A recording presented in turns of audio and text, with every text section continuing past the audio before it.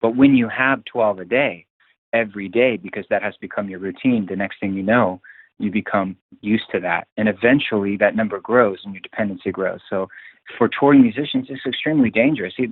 Nobody starts out going, hey, the only reason why I'm here is to get addicted to drugs and alcohol, so let's get started. Like, it doesn't happen that way.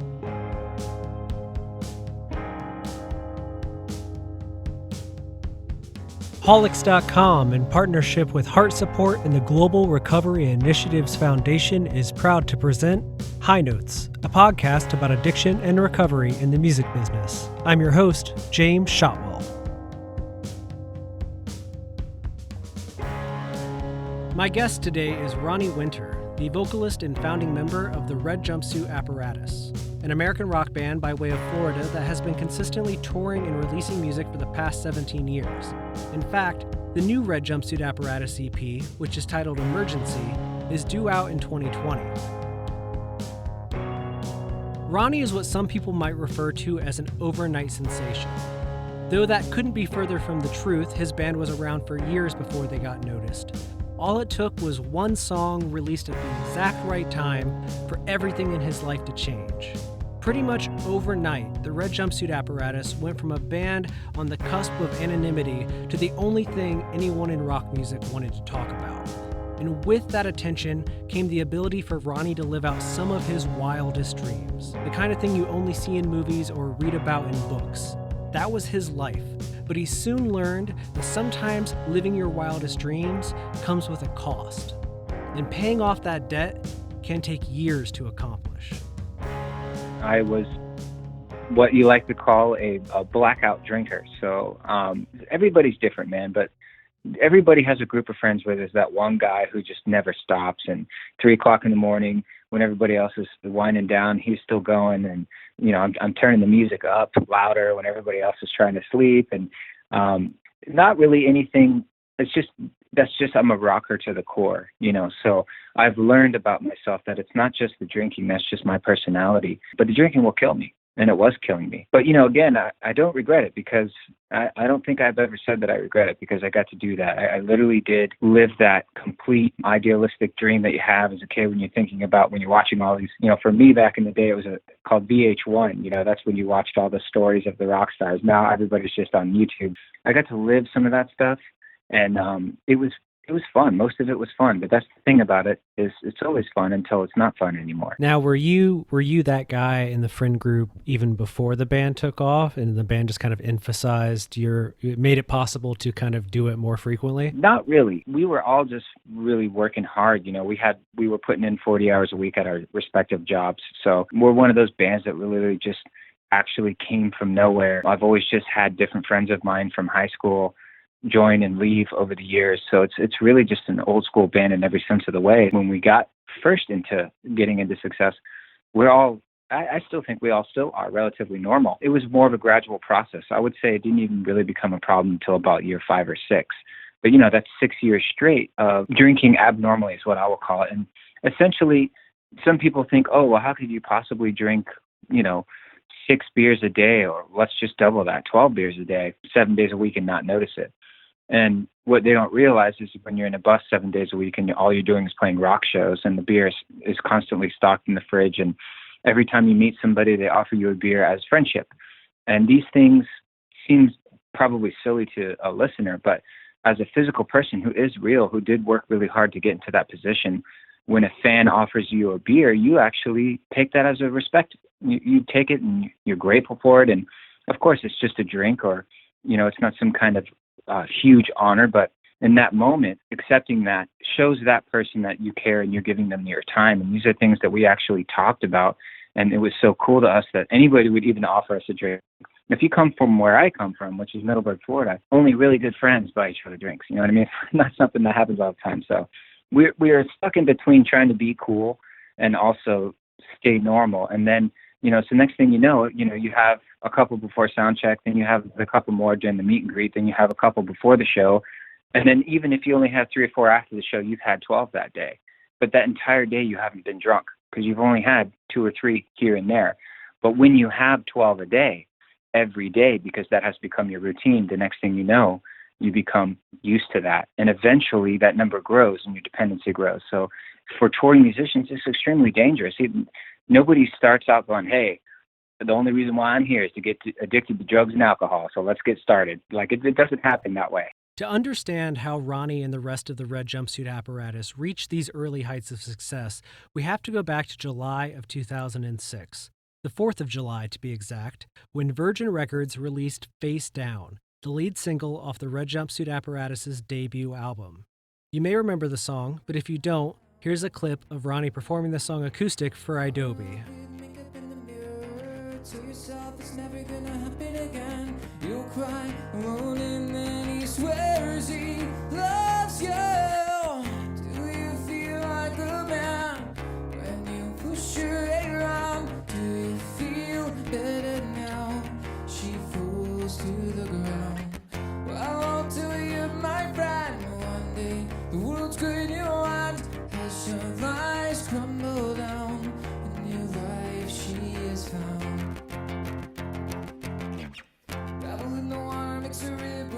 If you were a teenager in 2006, I don't have to tell you that Face Down was a massive hit. It was the kind of song that you cannot escape. Face Down appeared on 5 different Billboard charts, including the Hot 100, and it charted in many countries around the world as well. The song was eventually certified platinum in the United States, meaning that more than 1 million people purchased a copy of it, and that happened in an age before streaming figured into the mix. The Red Jumpsuit Apparatus was one of the biggest bands in America, seemingly out of nowhere, and that kind of success brought a lot of attention and a lot of friends and a lot of fans that wanted to be friends. No matter where the Red Jumpsuit Apparatus would go on tour, there was always someone there ready to buy them a drink, get them drugs, get them anything that they wanted. It was this surreal time, the kind of thing that is hard for most people to imagine is a reality, but there they were, living in that moment. And as Ronnie explains to me, it's kind of normal. Like if you reach a certain level of success, that's just what happens, and that's okay. And it's totally accepted. So that makes it even trickier in sobriety, So I've come up with ways to definitely not have it affect my life whatsoever. And I'm still able to communicate that to the fans. Most of them are aware, especially after our last album, The Awakening, which is essentially loosely based on the 12 Steps of Recovery. So it's pretty radical for anybody out there listening who is struggling with recovery right now and trying to wrap their mind around this thing and how it works. You can listen to this record literally from beginning to the end, and it will help guide you through. And that's something I did just as a service to those who came before me, and a tip to my hat to some of the things that were lended my way. I do a lot of touring. We have never taken a break or broken up or had a hiatus in our 17 years as a band, and not a lot of bands can say that. So, nothing has changed as far as how much I'm around it. And a lot of my friends and bands all still party. It's okay, man. It's all good because we all walk our own path. But the cool thing about it is if any of them do change their mind, if any of them do all of a sudden wake up one day and say, you know what, I'm sick of this. I'm sick and tired of being sick and tired. They know to call me. They know to call Ronnie from Red Jumpsuit Apparatus. And they know that I'm the guy that will help them. And I'm the guy that can help walk them through this kind of thing because they've seen me on the road sober. They've seen me tour after tour sober. They've seen me show after show, festival after festival, bright-eyed, clear-headed, and ready to go. So at least there's one example. Of course, I'm not the only one, but in my scene, there aren't many. So I'm not saying rock world as a whole. You can easily Google and find people way more famous than I'll ever be who have a lot of time, and it's easy to find. But in my particular genre, in my particular scene, there aren't many. And if there are out there and they're listening, then hit me up because we need to join up and stick together. Absolutely, man. And it's funny that you use that phrase, sick and tired of being sick and tired. I was just doing another episode of this series with Brian from Korn, and he actually used that same phrase to describe reaching out to other people, that idea of being sick and tired of being sick and tired. Clearly, he knows where I'm coming from, and you'll see a lot of commonality to anyone who's really actually faced this crazy, really dark hole of addiction, which is, it's a cycle. You can't use, but you must use. And that's something that regular people will just never understand. How I try to explain it now that I'm a few years deep in this and I got a hold on it a little bit, I'm not going to say that I'm confident because I'm a member of a few anonymous societies that I rely on very heavily to help me walk this path. But one of the things that we do is we just worry about today. If you do that, as crazy as it sounds, and this is very relevant to kind of what's going on in the world today, chances are you're going to be okay. Chances are you're not going to be swallowed up by fear and be controlled. So when we say sick and tired of being sick and tired, we're tired of this continual cycle of feeling like the only thing that makes us feel better is the thing that we can't stop doing, even though we want to stop doing it. I want to highlight that Ronnie is using a lot of the language that you learn in recovery. Now, he just explained the idea of being sick and tired of being sick and tired, but there's another phrase he used, which I feel is equally important, and that is the idea of focusing on what you can do today. To help you understand, let's talk about mountain climbing just for a second. Let's say that I put you at the base of Mount Everest and I told you that you needed to climb to the top of the mountain. And when you got there, you'd lead a healthier, better life with better relationships and just a general sense of well-being that was much better than anything you had right now. But you have to get to the top of Mount Everest in order for that to happen. How would you feel in that moment? You may be excited about what you could get out of it, but at the same time, you would feel stressed, you would feel anxious, you would feel overwhelmed. You would question whether or not you even knew how to do it. I mean, you might have some general concept of how mountain climbing works, but that doesn't mean you can climb Mount Everest. You probably even know people who want to climb Mount Everest that could possibly never actually pull it off. People die trying to climb Mount Everest, but here I am telling you that you need to do that in order to be happy or healthier or just have a general sense of well-being. That's how some people feel when we start talking about recovery. Some people have been addicted to something longer than they've been sober in their entire lives, and the idea of being clean for the rest of their lives is overwhelming. Some people can't remember the last time that they went more than a week without drinking, so the notion that they would stop drinking for good is just too much for them to handle up front. It's too much all at once, and that pressure, that idea that it's too much, makes them feel like they're destined to fail. And some people never even start trying to get clean because they're so sure that they're going to fail that they believe it's not even worth trying. By learning to focus on what we can do today, we simplify the journey to recovery in a way that most people can handle. Instead of saying, I'm going to stop drinking forever, we ask, can I stop drinking today? Can I just not drink today? And if we make it to tomorrow, then we'll wake up and we ask ourselves the same question. Can I go without a drink today? And then we say no again and understand that every time we say no, we're positioning ourselves for a better life. And after enough days, they start to add up. Suddenly we haven't drank in a week, and then a month, and then 3 months, and then 3 years. And while 3 years may seem like a long time to be sober when you're just getting started, when we're focusing on one day at a time, it's manageable. It's something we can do. We can just focus on what we can do today and worry about tomorrow when we get there. People encounter alcoholics and drug addicts, and a lot of times they have feelings of, I don't want to say better than you, or maybe even pity. There's probably a range of emotions they feel, but what they don't understand is most of the time that person that they're looking at probably wants recovery, probably has tried recovery and has failed, probably because they have tried and failed are now hopeless, which is why it's so important for them to hear people like me and Brian, because we've been to the bottom. There's only one place after the place that I've been and he's been in, it's death. And somehow we were spared from that. And that's why we're so passionate about these types of topics. Something that I think is always fascinating is that the day when you realized you needed to make a change. And I think you said that you had a conversation with your wife that kind of brought you to the point of like having to make a change. Can you tell me a little bit about that, or that day or that time in your life? She's cool, man.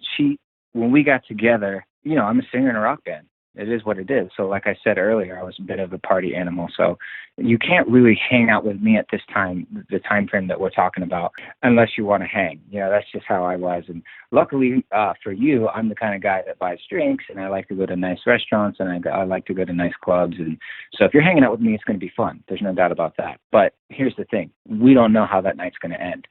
And it can end one of various different ways. It can end with everything being awesome and lots of great memories. It can end with hurt feelings and big gaps of memory loss. It can end with incarceration or hospitalization. I mean, that's how it goes for people like me. So, that's just where I was at. And we decided to take the relationship to the next level and get married. And after we got married, she was cool. She waited until after we got married to see if I was going to level up, I guess would be a respectful term. And by that, I just mean act like a regular person. And the problem is I didn't know how to do that, because since I was in my mid-20s, I had learned this other way to live, this very selfish, self-centered type of way of living that's so ingrained into the core of your thinking that you don't even think about it. So you actually think of yourself as not selfish, as a giving person, as generally well-rounded, which, by the way, is how most drug addicts and alcoholics feel about themselves on the outside, until they've done any kind of real work looking in and seeing what's going on. And the reason why we don't do any of that real work is because we're hammered all the time. And there you go again with the vicious cycle. The rare times of sobriety that we do have are usually immediately followed up with regret or remorse from something that we remember that we just did. Therefore, we don't want to feel that anymore. Therefore, we drink and use again. All that comes into play with answering this question, which is she noticed that I didn't level out and pretty much just told me straight up, like, hey, I've really kind of given you a chance here to straighten out on your own, and you're just failing. You're failing, at doing that. And, these are my words. She was much more eloquent, and I appreciated her grace at the time because for some reason I needed to hear from somebody that I cared about more than myself. And there's such a small number of people on that list for me. And once, I was able to hear from somebody who I knew had my best interests at heart because she just married me. And, we had a beautiful wedding on the mountain in California, and it was amazing. So I was still, on a high from the wedding. And I knew that she wanted the best for me. And luckily for me, she was able to break through, and she said, look, I really love you, and, I want to stay married to you, but you have to stop drinking because everything else about you is great except for that. But this is it. I've had enough. This is it. This is your one and only chance, kind of. And luckily for me, I listened. I wound up reaching out and getting help, and I don't know what else to say about it, man. Like, I'm so grateful for that day. It must have been really hard on her. I've come to realize later that must have been so scary to do to somebody, especially who was acting as erratically as I was, because I was fully in my disease at the time, just nuts, completely out of my mind, legally insane to the gills, basically dangerous. I was essentially dangerous because I wasn't functioning like a normal person. And she was able to confront me with grace, and I listened. And I'm so grateful for that. And I'll always be grateful for that. And I will always owe her for that. So is this a conversation that the two of you had in person? Started over the phone, with the classic apology. And it turned into, you need to come over here and talk to me about it with my parents. And I was like, oh, crap. You know what I mean? Like, you don't get that kind of response often. And I didn't even know what it was all about. But luckily enough for me, Angela's dad, one of his friends that go way back, they've been friends, almost 40, maybe 50 years. That's a really long time to have somebody as a close friend, has like 37 years sobriety. So they just wrapped around me, and said, look, we know what's going on with you. We have this friend of ours who reminds us a lot of you when he was younger. Everybody loves him. He's a good person. And I had met him before, and I didn't know he was sober. And he was a super cool guy, and I liked him right away. And he kind of lit up the room, and he had this magic about him. And I really, I'll keep him anonymous to respect some traditions, but he really was just a likable person. And I don't always think that about people. So when they told me who it was, I was like, oh, yeah, I really like that guy. So essentially they, I came over there. I apologized for my behavior, and they accepted my apology and said, okay, well, here's the next step for you. You're going to have to meet this guy. He's going to take you to a place and introduce you to some people, and they're going to help you. And they helped him, and we think they can help you. And then he drove all the way to my house from Joshua Tree, picked me up, and took me on my journey, and kind of watched over me for the first couple of years. And we've still remained in close contact, and it's just amazing how it really all came together. But essentially, they just had a friend who was a lot like me 40 years ago, who's now a respectable, upstanding member of society, and they introduced him to me, and we hit it off, and that was how it worked in my particular case. Now, for you, when you're in this moment, because it sounds like you had at least something close to maybe a more traditional intervention, like you were brought into a home with people that loved you, and they were like, listen, here's how we feel about what's happening right now. Did you have any sense of resistance in the moment, or were you immediately like, you're right? For me, after I kind of explained real quick the mini intervention, if you will, I didn't have any resistance right away just because I was in a place of humbleness for once, and that was good. But throughout the process, I'd say the first 6 months to a year, lots of thoughts of maybe I overreacted, or maybe this wasn't so bad, which is very common in the beginning, or maybe it would be different this time, or maybe there's experimental drugs I've read about online. But those are just natural parts of the process. My mentor or sponsor, whatever you want to call him, helped me to identify that. So was there resistance? Sure. But again, luckily enough for me, I remembered what it was like, and it was still fresh, and I was able to reflect on that And I did a lot of writing in my journal in those first 6 months, and I was able to reflect on that. And the detox is pretty tough. It really is. So I was able to reflect on that as well and stick it through that first year. So, if you don't have any resistance at all the first year, I don't know what to tell you. But most of my friends who are walking this path definitely do. So it's normal. You can expect it. You can expect it to come. Ronnie is someone that I consider very lucky. When he was at his darkest, he was surrounded by people who loved him and cared about him enough to say something to him. They didn't know how he would react, but they risked a difficult conversation and a lot of pain to tell him that he needed to get his life together. They loved him unendingly, so much so that they were willing to be brutally honest with him, which is exactly what he needed. But that got me to thinking, how did everyone else in his life react? I mean, obviously there were other people around him who knew of his behavior and knew what it could make him do when he was at his worst. So when he came to them and said that he had been in this intervention and he was making the choice to clean up his act, how did other people feel? That's a great question. No one's ever asked me that before. Well, my brother Randy's in the band, so he knew about all of this just as it was happening because we're very close and we share everything. And that's how it goes when you get a brother that has been we have a younger brother too. So my family knew, even though they were in Florida, but technically the band knew because me and Randy, we do all the band stuff. So he knew about that. It's one of those things where like everybody's happy for you, even though you're telling everybody like, okay, I'm going through this thing and you're expecting surprise, but nobody's surprised. Like you're the only one that's shocked that you have to go through this. And no, everybody was just happy for me because we don't try to tell each other what to do. Even today in this band, I'm the only guy who doesn't drink.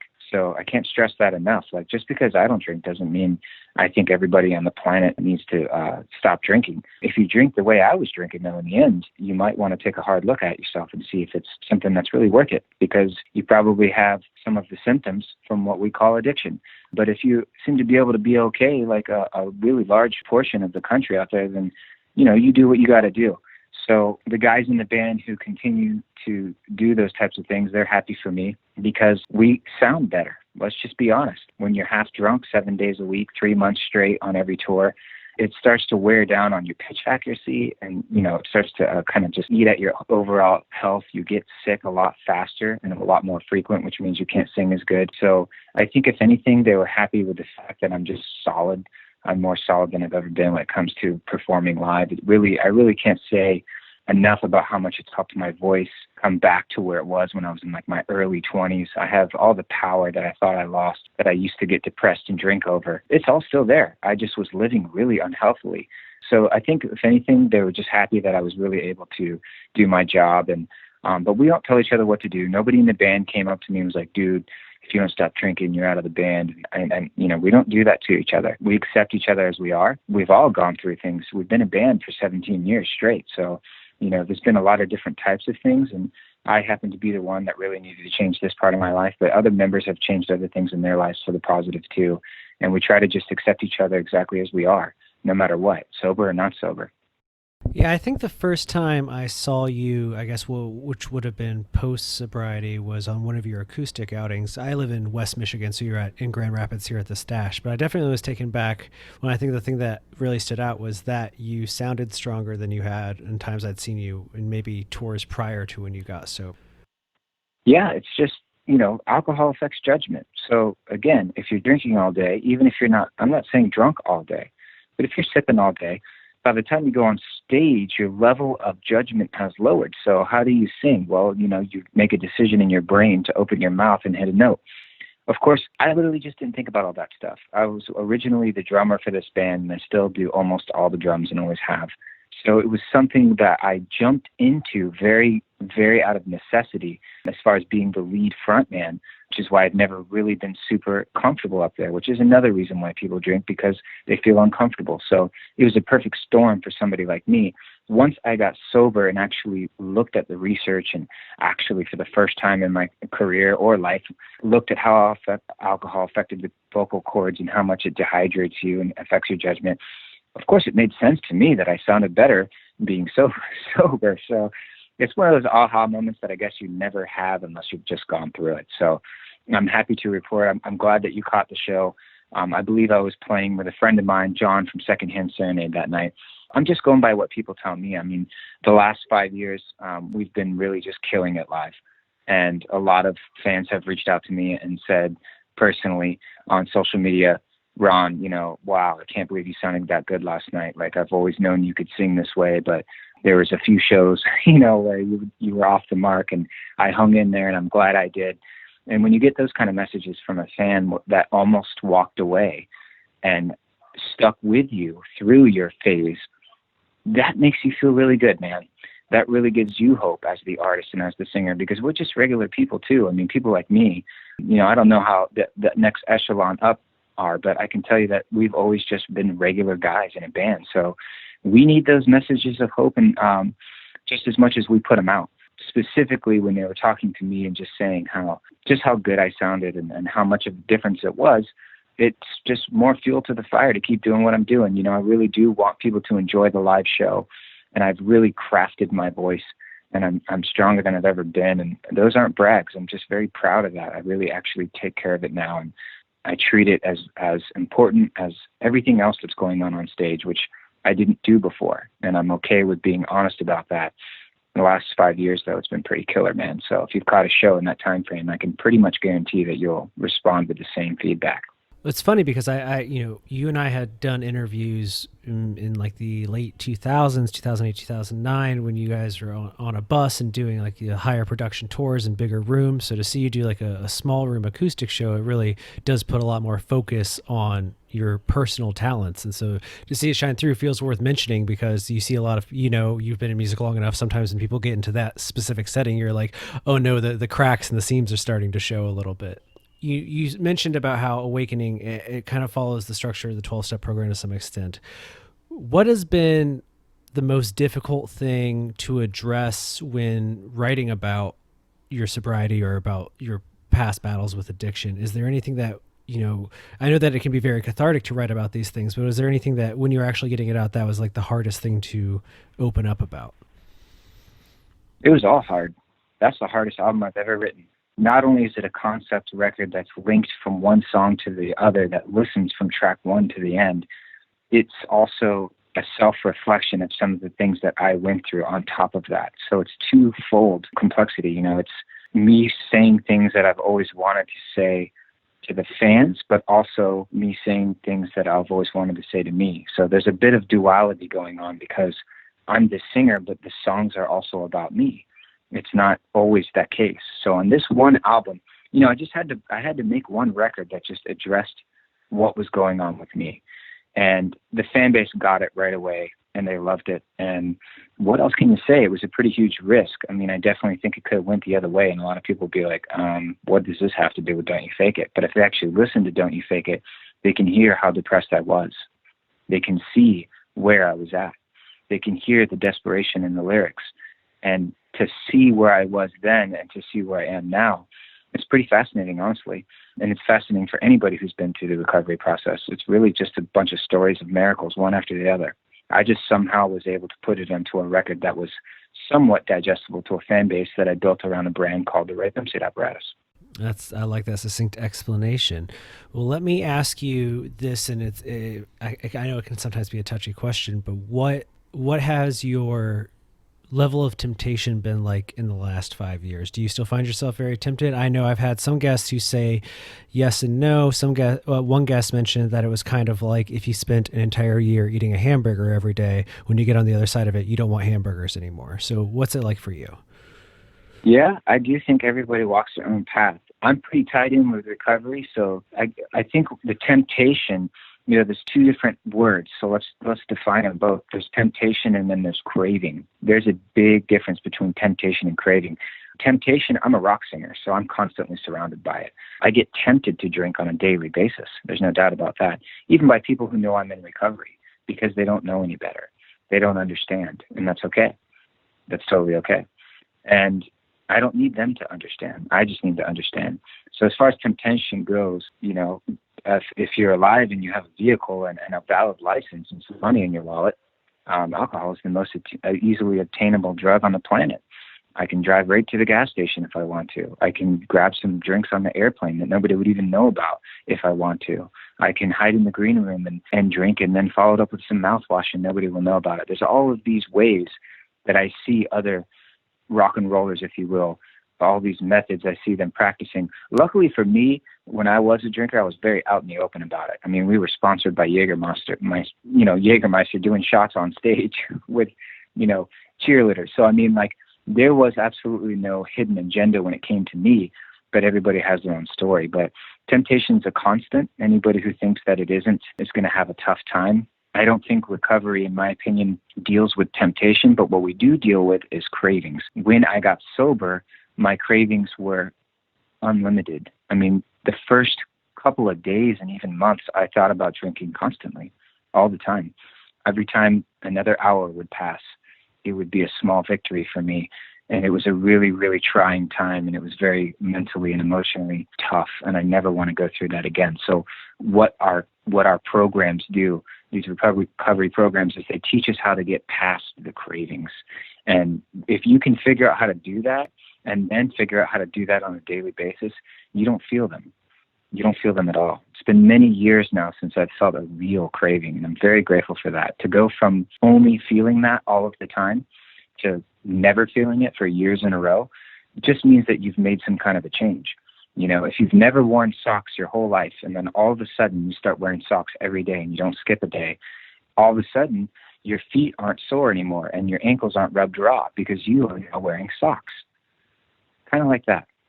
That's such a good metaphor. I love it. This is a little bit of a forward-thinking question, but you mentioned earlier you are a parent, you're a full-time dad, part-time musician. How do you think you'll approach the topic of alcohol with your kids when they get to be that age? Yeah, man, that's a tough one. I grew up in the YouTube generation, so there's plenty of footage on me on stage drinking, and I tell people all the time, go back and watch it and see how I was and how I am now. So I've already learned how to use that in a positive light, and I'm not ashamed of anything whatsoever, because that's just where I was. And that's a great example of what somebody looks like when they're participating in that. And now I'm a great example of what somebody looks like when they're not doing that. And I'm confident enough, there's already enough by the time that he's, 18, 19 years old, maybe wanting to experiment with these types of things. We're talking like 13 years from now. So at that time, I'll have one more year of sobriety than he has life on this planet. So I have thought about that. And I do believe, even if he hears this interview one day, if he's going back and just listening back or reading or whatever he's doing, I believe that he will see that the things that I have achieved in those 18 to 19 years of sobriety will completely destroy and crush the things that I achieved in the previous 10 years of living recklessly. And because I'm so confident in that, I'm not afraid, and I will deal with it when the time is right. But I hope that he'll just be more like his mom, who's a pretty regular person. Well, that's great to hear, man. I know it's a touchy subject. It's something similar to, I hear a lot of people ask similar things to comedians all the time, being like, your kids can Google the things that you say about them on stage when they're older. What are you going to say about that? And I think you make a good point. You can live by example. They can see the whole thing, and there's benefits to that as long as you embrace it, as you seem to have done.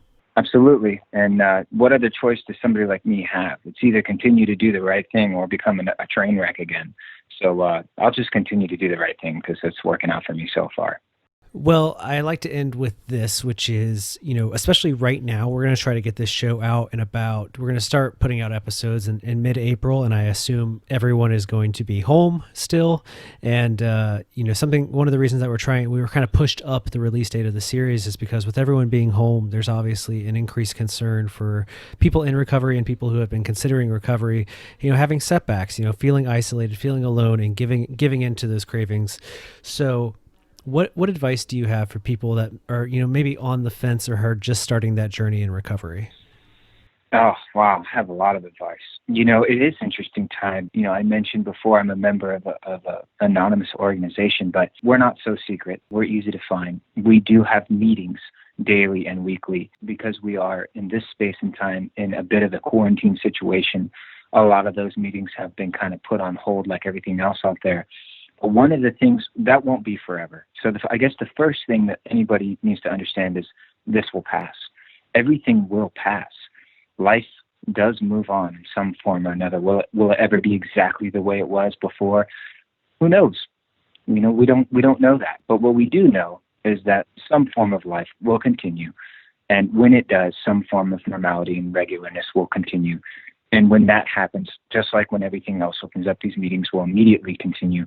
So my advice is to get into one of those. And what happens is you find friends, people who care about you for who you are, people who have been through, if not literally the exact same thing, very similar things, not one or two or three of them, but hundreds and thousands of them.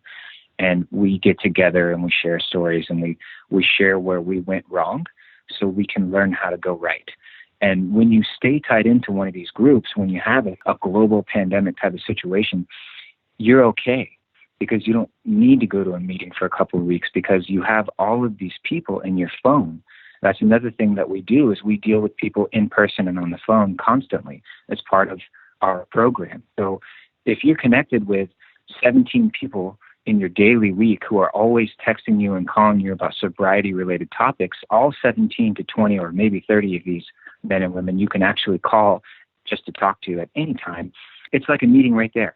Like, essentially, we're having one right now because we're discussing recovery. It seems pretty unlikely that after this phone call, I'm going to run straight to the bar and get hammered drunk. I mean, I guess it's physically possible, but probably not because I'm feeling pretty charged up about being sober right now. And that's just how it works. If you want self-esteem, do esteemable acts. So we stay tied into these groups and networks.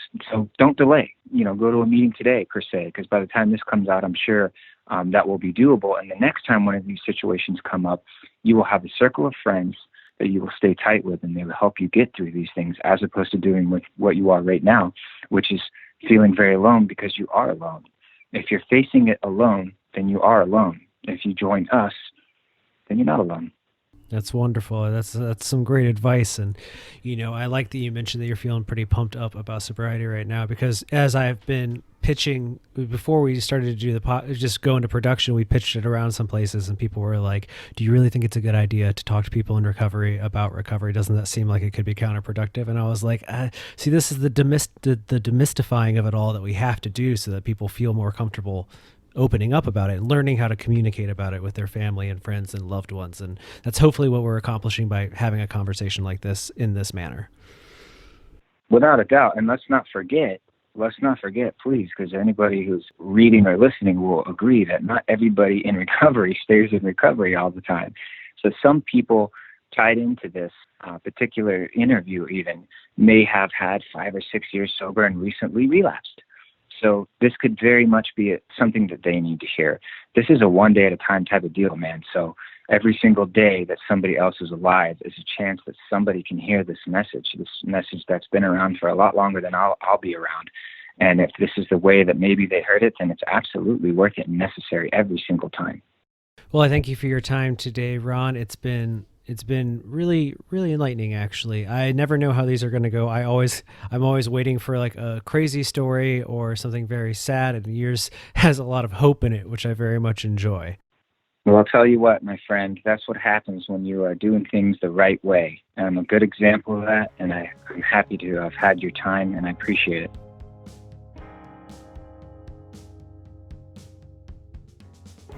Ronnie was one of the last guests that we booked on the first season of High Notes, and I can be honest with you when I say I didn't really know what to expect. While I was a fan of his music, I didn't know his story, but hearing it now, it almost moves me to tears.